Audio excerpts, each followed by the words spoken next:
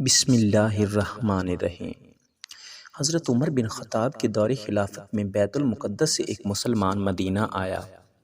اس نے روضہ رسول صلی اللہ علیہ وآلہ وسلم کی زیارت کی اور مسجد نبوی میں ڈیرا ڈال لیا۔ شب و روز عبادت میں صرف کرتا تھا۔ وہ دن کو روزہ رکھتا تھا اور رات کو مصروف عبادت رہتا تھا۔ وہ نوجوان حسین و جمیل تھا۔ حضرت عمر کا دور تھا مدینہ میں اس کا زہد و تقوی ضرب المثل بن چکا تھا۔ وہ شخص مقدسی کے نام سے مشہور ہو گیا۔ حضرت عمر اس شخص سے اس قدر متاثر ہوئے کہ سخت طبیعت کے باوجود اس کے پاس آ کر بیٹھتے تھے۔ اسے کہتے تھے کہ کوئی ضرورت ہو تو مجھے بتانا۔ مقدسی صرف ایک ہی جواب دیتا تھا کہ خالق کے ہوتے ہوئے مخلوق سے کیسے مانگوں؟ آپ بھی تو میری طرح محتاج ہیں۔ جب حج کا موسم آیا اور لوگ حج پر جانے کی تیاری کرنے لگے تو مقدسی بھی حج کے لیے تیار ہو گیا۔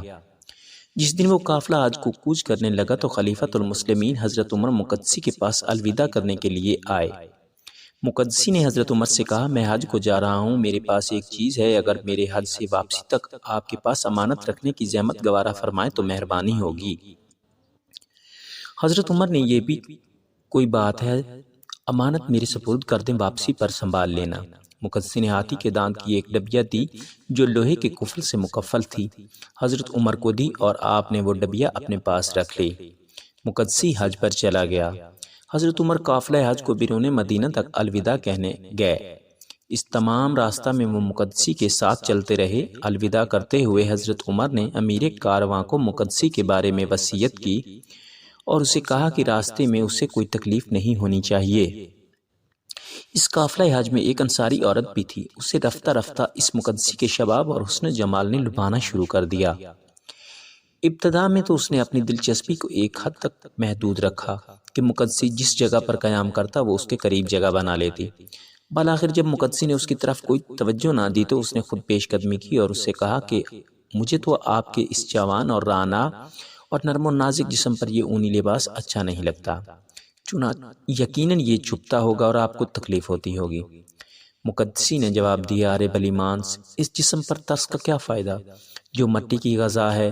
انصاریہ نے کہا، آپ کا چہرہ کتنا حسین ہے، جب اس پر دھوپ پڑتی ہے اور حرارت سے چہرے کا رنگ سرخ پڑتا ہے تو مجھے کوفت ہوتی ہے۔ مقدسی نے کہا، ہوش کے ناخن لے، ایسی باتیں نہ کر، مجھے اپنے رب کریم کے حضور سے باز رکھنے کی کوشش نہ کر۔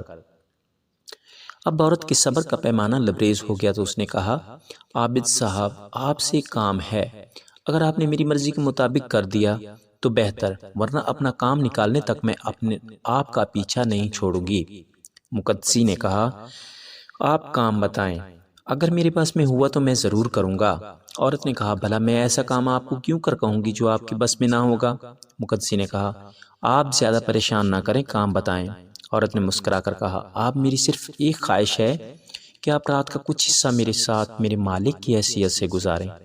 مقدسی نے کانوں کو ہاتھ لگائے، اللہ کا خوف دلایا، سختی سے جھڑک دیا اور کہا، دیکھیے، میں اس کماش کا آدمی نہیں ہوں، تو بھی خانہ خدا کی زیارت کو جا رہی ہے، اپنے ذہن کو اس شیطانی خیالات سے پاک کر دے۔ عورت نے کہا، مجھ پر تیری ایسی کوئی بات اثر نہ کرے گی، میں عورت ہوں اور کبھی اپنی توہین برداشت نہیں کر سکتی۔ عورت کا انتقام بہت برا ہوتا ہے، آپ سوچ لیں۔ مقدسی نے کہا، تو یہاں سے چلی جا، تیرے دل میں جو آئے کر گزر، مجھ سے اس قسم کی کوئی توقع وابستہ نہ رکھ۔ چند دن گزارنے کے بعد ایک رات مقدسی حسب معمول رات گئے تک عبادت کرنے کے بعد اپنی جگہ پر سو گیا۔ بدنیت عورت اٹھی، اپنی تھیلی جس میں سے 500 دینار تھے اٹھائی، مقدسی کے پاس جو اپنا سامان تھا اس کے تھیلے میں جا کر واپس اپنی جگہ پر جا کر سو گئی۔ صبح کو جب اٹھی اور سامان سنبھالا تو تھیلی نہ تھی۔ اس نے رونا پیٹنا شروع کر دیا، ایک ودم مچا دیا۔ قافلے والوں نے پوچھا، بات کیا ہے؟ اس نے کہا، میں عورت ذات ہوں، راستے میں لٹ گئی، کسی نے میری تھیلی پر ہاتھ صاف کر دیا ہے، میرا تو زیادہ راہ اس میں تھا اور اب میرے پاس پھوٹی کوڑی بھی نہیں ہے۔ پورے قافلے میں حیرت کی لہر دوڑ گئی۔ سالار قافلہ نے تمام قافلے کے سامان کی تلاشی کا حکم دیا۔ ایک ایک چیز کی تلاشی لی گئی لیکن تھیلی برآمد نہ ہوئی۔ سالار قافلہ نے کہا، اس پورے قافلے کا سامان دیکھا جا چکا ہے، تیری تھیلی کسی کے پاس برآمد نہیں ہوئی۔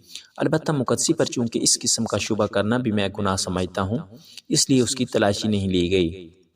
عورت نے کہا، یہ درست ہے کہ وہ مقدسی ہے، لیکن جہاں تمام مہاجرین و انصار کی تلاشی لی گئی ہے تو اس کی تلاشی لینے میں کیا حرج ہے؟ ممکن ہے اس کا ظاہر کچھ اور ہو اور باطن کچھ۔ آخر یہ بھی باہر سے مدینہ میں آیا ہے، کون جانتا ہے کہ اس کے سابقہ اعمال کیا تھے؟ کچھ دوسرے لوگوں نے بھی عورت کی تائید کی۔ مقدسی سے سالار قافلہ مقدسی کے پاس آیا۔ مقدسی نماز کے بعد سو رہا تھا۔ سالار قافلہ نے اسے جگایا اور قافلہ میں چوری کا تذکرہ کرنے کے بعد اسے تلاشی کی اجازت لی۔ مقدسی بیچارہ تو بے فکر تھا، اسے کیا معلوم تھا کہ اسے نیکی کی سزا ملنے والی ہے۔ اس نے سالار قافلہ سے کہا، جب تمام کی تلاشی لی جا چکی ہے تو مجھے ان سے الگ رکھنا خلاف انصاف ہے۔ آپ نے جس طرح دوسروں کی تلاشی لی ہے آپ میری بھی لیں، مجھے کوئی اعتراض نہیں ہے۔ سالار قافلہ نے سامان کو الٹنا پلٹنا شروع کیا۔ جو ہی تھیلے کو الٹا تو اس عورت کی تھیلی باہر آ گئی۔ وہ بھی کھڑی دیکھ رہی تھی۔ اپنی تھیلی کو دیکھ کر کہنے لگی کہ یہی میری تھیلی ہے، دیکھا میں نہ کہتی تھی کہ اس کی نمازوں پر نہ جا، اندر سے کچھ اور معلوم ہوتا ہے۔ اب کیا تھا، پورے قافلے نے اس بیچارے کو لاتوں اور مکوں پر رکھ لیا۔ جب مار مار کر تھک گئے تو اسے زنجیر پہنا دیے کہ حج سے واپسی کے بعد مدینہ لے جائیں گے اور حضرت عمر کو بتائیں گے کہ جس کی آپ نے وصیت کی تھی اس کے کرتوت یہ ہیں۔ مقدسی معاملہ کی تہہ تک پہنچ گیا۔ اس نے اپنا فیصلہ اللہ پر چھوڑ دیا اور جو کچھ بھی اسے کہا گیا یا کیا گیا اس نے کسی سے ایک لفظ تک نہ کہا۔ تانا زنی کے نشتر اور مار سب کچھ خاموشی سے سہتا گیا۔ جب مکہ پہنچے تو اس نے سالار قافلہ سے دست گزارش کی کہ آپ بھی حج کے لیے آئے ہیں اور میں بھی اس نیت سے آیا ہوں۔ آپ جو ضمانت لینا چاہیں لے لیں اور مجھے حج کے لیے آزاد کر دیں، میں اپنی مرضی سے حج کرنا چاہتا ہوں۔ مناسک حج کی ادائیگی کے بعد جس دن جس جگہ آپ کہیں میں پیش ہو جاؤں گا۔ آپ مجھ سے جو سلوک بھی کریں گے میں اسے رضائے خدا سمجھ کر برداشت کر لوں گا۔ جس طرح پہلے آپ لوگوں سے شکوہ نہیں کیا پھر بھی نہیں کروں گا۔ قافلے والے دو حصوں میں بٹ گئے۔ کچھ کہتے تھے کہ جان چھڑانا چاہتا ہے، پھر کب ہاتھ لگے گا، اور کچھ کہتے تھے کہ نہیں معلوم اس نے چوری کیوں کی ہے، ایسا نہیں لگتا جو کہہ رہا ہے وعدہ پورا کرے گا۔ بالآخر اس بات پر اتفاق ہوا کہ اسے حج کے لیے آزاد کر دیا جائے۔ اگر آ گیا تو حضرت عمر کے پاس لے جائیں گے، اگر نہ آیا تو حضرت عمر کو جا کر بتا دیں گے۔ آخر ایک انجان شخص کی خاطر حضرت عمر ہم تمام جاننے والوں کی بات مسترد نہیں کریں گے۔ اس فیصلہ کے بعد ان لوگوں نے مقدسی کو چھوڑ دیا اور اسے کہہ دیا کہ حج سے فراغت کے بعد تو فلاں دن فلاں جگہ ہمارے پاس آ جانا۔ مقدسی نے ان کا شکریہ ادا کیا اور ان سے رخصت ہو گیا۔ حج سے فراغت کے بعد وہ ان کی بتائی ہوئی جگہ پر واپس آ گیا۔ تمام قافلے والے اس کی دیانت سے متاثر ہوئے اور کہنے لگے کہ اب اسے پابند زنجیر کرنے کا کوئی فائدہ نہیں ہے۔ اگر اسے بھاگنا ہوتا تو بھاگ گیا ہوتا، جب آ ہی گیا ہے تو اسے ساتھ لے چلو، لیکن پابند سلاسل نہ کرو۔ چنانچہ قافلہ کے ساتھ مدینہ کی راہ پر گامزن ہو گیا۔ عورت کے پاس زاد راہ ختم ہو گیا تھا۔ واپسی میں دوران سفر قافلہ سے بچھڑ کر ایک جگہ زاد راہ کی خاطر ایک بستی سے باہر ایک گڈریا ملا۔ عورت نے اس سے کچھ مانگا۔ گڈریے نے کہا، میرے پاس تو دینے کو سب کچھ ہے، میں دے دوں گا، لیکن بدلے میں مجھے کیا ملے گا؟ عورت نے کہا، تجھے اللہ کی طرف سے جزا ملے گی۔ میں مسافر ہوں، قافلہ والوں سے بھی کسی کے پاس اپنی ضرورت سے زیادہ نہ تھا، ورنہ ادھر کا رخ نہ کرتی۔ گڈریے نے کہا، اللہ تو ثواب قیامت میں دے گا، مجھے اس وقت کچھ چاہیے۔ عورت نے کہا، اگر اس وقت میرے پاس کچھ دینے کو ہوتا تو میں یہاں کیوں آتی؟ گڈریے نے کہا، میں ایسی چیز کا مطالبہ نہیں کر رہا جو تیرے پاس نہیں، مجھے تو وہی کچھ چاہیے جو تیرے پاس ہے، اور مجھے کچھ دینے سے اس میں کمی بھی نہیں آئے گی۔ تو میرا مطالبہ مان لے، میں تیری ضرورت پوری کر دیتا ہوں۔ عورت نے جب دیکھا کہ اب کوئی چارہ نہیں تو اس نے گڈریے سے حامی بھر لی۔ وہیں ٹیلے کی اوٹ میں عورت نے گڈریے کا مطالبہ پورا کر دیا اور گڈریے نے عورت کو زاد راہ دے دیا۔ وہاں سے فارغ ہو کر عورت پھر قافلہ میں واپس آ گئی۔ ابھی تک قافلہ تھا، کوچ نہیں ہوا تھا۔ سفر میں 2 یا 3 دن گزرنے کے بعد ایک دن عورت رفع حاجت کی خاطر خلوت میں گئی۔ وہ فارغ ہو کر واپس آ رہی تھی کہ ایک ضعیف العمر شخص نے اس عورت کا چہرہ دیکھ کر پوچھا کہ کیا تو حاملہ ہے؟ عورت نے کہا، نہیں، میں تو حاملہ نہیں۔ بوڑھے نے کہا، مجھ سے چھپانے کی ضرورت نہیں، 2 دن پہلے تو نے جس گڈریے سے زاد راہ مانگا تھا تو اس سے حاملہ ہو چکی ہے۔ عورت یہ سن کر رونے لگی۔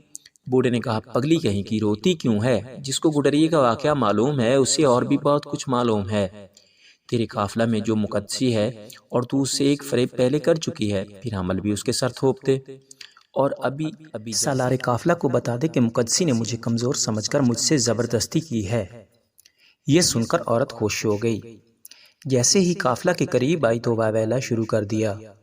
قافلہ والوں نے پوچھا پھر کیا ہوا؟ عورت نے رو رو کر کہا کہ اس مقدسی نے ظالم نے مجھے کہیں کا نہیں چھوڑا، اس نے زبردستی مجھے گھیر کر جبر الزنا کیا ہے۔ میں شرم کے مارے کچھ نہ کہہ سکی اور نہ کسی کو بتا سکی۔ مجھ سے زبردستی ہوئی ہے، لیکن اب معاملہ چونکہ میرے بس میں نہیں رہا، مجھے یقین ہو گیا ہے کہ اس کی زبردستی کا نتیجہ بہر صورت ظاہر ہو کر رہے گا۔ میں زبان کھولنے پر مجبور ہو گئی ہوں۔ یہ سنتے ہی قافلہ والے ایک مرتبہ پھر مقدسی پر پل پڑے۔ لاتوں، گھونسوں اور مکوں سے اس کا برا حال کر دیا، لیکن مقدسی نے کسی کو کچھ نہ کہا اور نہ اپنی صفائی میں زبان کھولی۔ جتنی گالیاں پڑتی رہیں، جتنی مار پڑتی رہی اور جس قدر طعن و تشنیع ہوتی رہی، سب کچھ خاموشی سے سنتا رہا۔ قریب مدینہ تھا۔ اہل مدینہ کو قافلہ کی واپسی کی اطلاع مل چکی تھی۔ حضرت عمر اور دیگر اہل مدینہ بیرون مدینہ قافلہ کے استقبال کے لیے رکے ہوئے تھے۔ جب قافلہ پہنچا تو ہر ایک دوسرے سے بغل گیر ہونے لگا۔ حضرت عمر کی نگاہ مقدسی کو تلاش کر رہی تھی کہ سالار قافلہ نے حضرت عمر کو چوری اور زنا بالجبر کی دونوں داستانیں سنا دیں۔ حضرت عمر سب کچھ خاموشی سے سن رہا تھا۔ حضرت عمر نے فرمایا، اے ظالم، یہ تو نے کیا کیا؟ تیرا ظاہر تو بڑا اچھا تھا، لیکن تیرا باطن اتنا برا۔ باخدا میں تجھے وہ سزا دوں گا کہ تیرے جیسے بد باطن پھر کبھی لباس زہد پہن کر کسی کو فریب نہ دے سکیں گے۔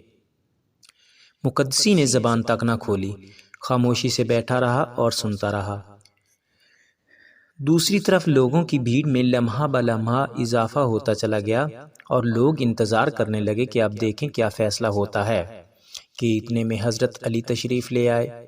حضرت عمر نے تمام واقعہ حضرت علی کے گوش گزار کیا۔ آپ نے مقدسی کو دیکھا اور وہ سر جھکائے پابند سلاسل خاموش بیٹھ کر زمین کو دیکھ رہا تھا۔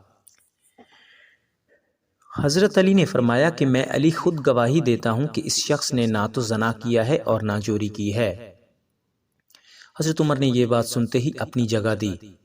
حضرت علی رضی اللہ عنہ کے پاس آ کھڑے ہوئے اور فرمانے لگے، اے علی،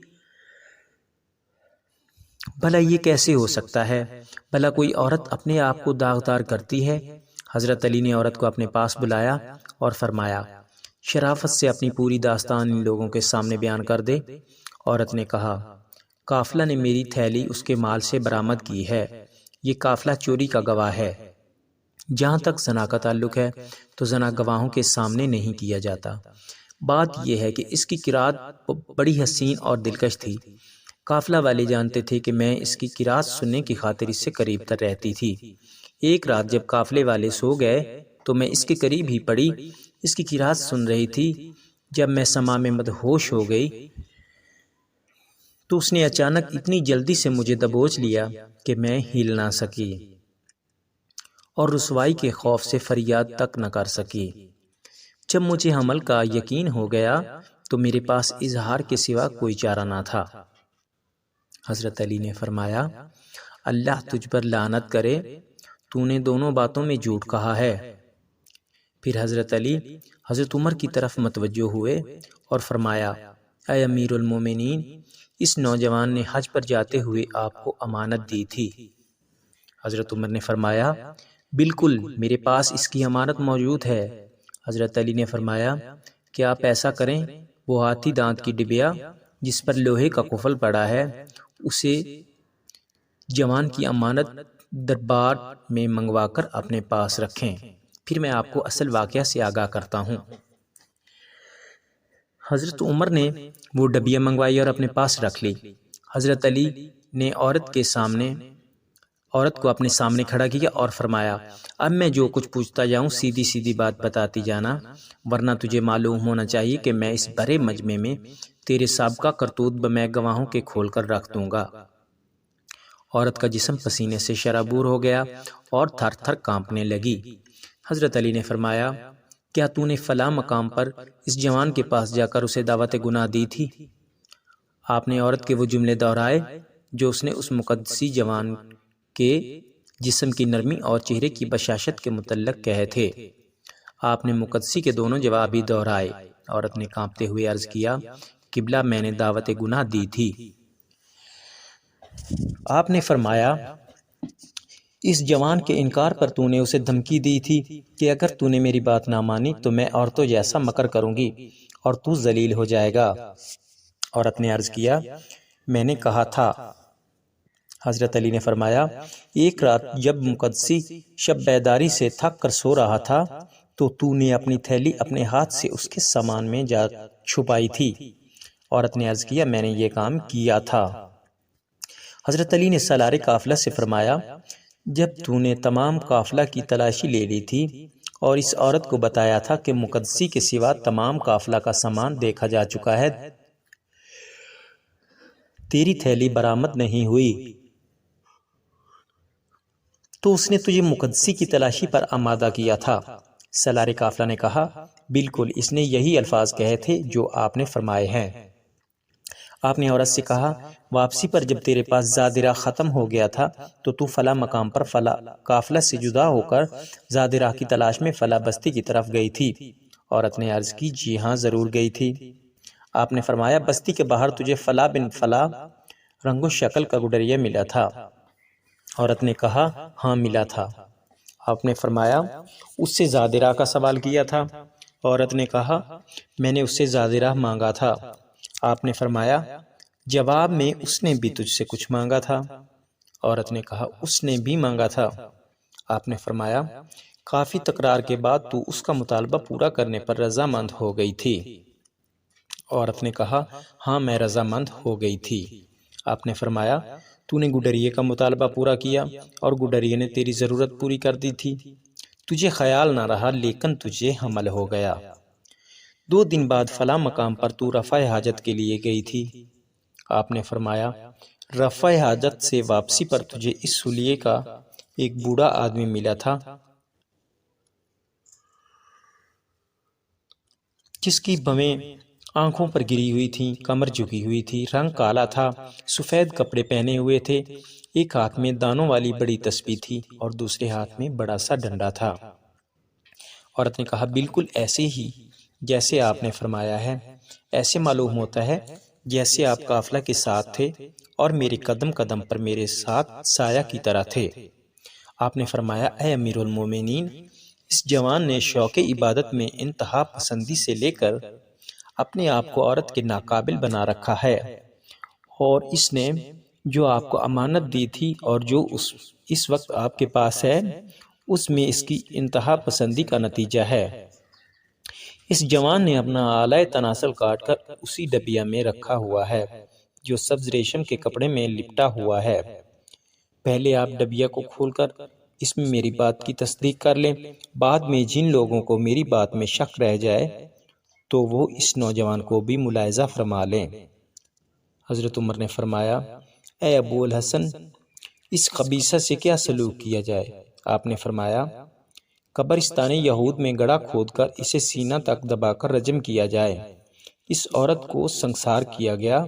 وہ مقدسی نوجوان تا وفات مسجد نبوی میں مصروف عبادت رہا۔ مزید ایسے دلچسپ واقعات سننے کے لیے ہمارے چینل کو سبسکرائب کریں۔